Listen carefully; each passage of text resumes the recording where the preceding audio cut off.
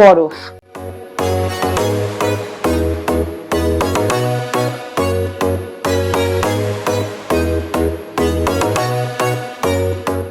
আজ বরফের গল্প বলি, ঠিক আছে?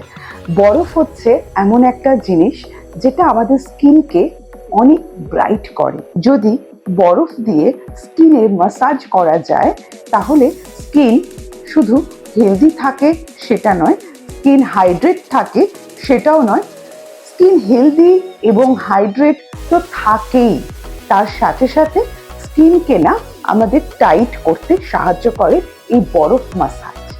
স্কিনের যদি বিভিন্ন জায়গায় কোথাও ব্ল্যাক স্পট পড়ে যায় তাতেও কিন্তু এই বরফ ম্যাসাজ করলে সেখান থেকে মুক্তি পেতে পারে।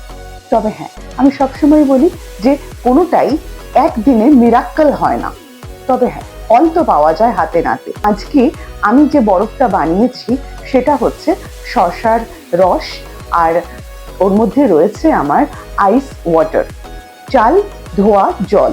চালের ধোয়া জলটাকে আমি একটু ফুটিয়ে নিয়েছিলাম, অনেকটা মাড়ের মতন হয়ে গেছে, সেটাকে আমি এই শসার রসের মধ্যে ভালো করে মিশিয়ে দিয়ে আমি বরফ বানিয়ে নিয়েছি। এটা স্কিনটাকে গ্লাস একটা লুক দেবে। আর এছাড়া যদি মনে হচ্ছে স্কিনটা ভীষণ ড্রাই লাগছে, স্কিনের মধ্যে কোনো জান নেই, তখন আমরা দুধ তার সাথে মধু ভালো করে মিশিয়ে বরফ বানিয়ে রেখে দিতে পারি। তারপর সেটাকে আমাদেরকে ইউজ করতে পারি, স্কিন একদম স্মুথ অ্যান্ড সুন্দর হবে আর কি।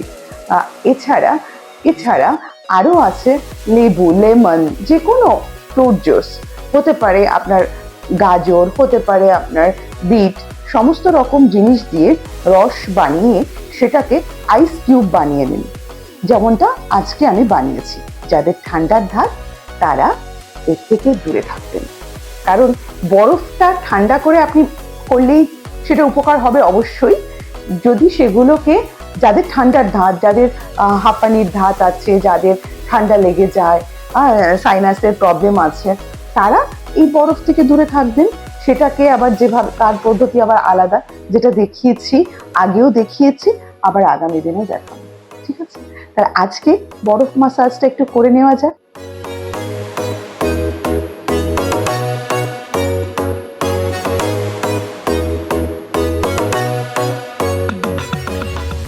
এইভাবে বরফ ম্যাসাজ করলে স্কিন ভালো থাকবে না, হেলদি থাকবে না, ডার্ক স্পট চলে যাবে না, আমি তো বিশ্বাস করি।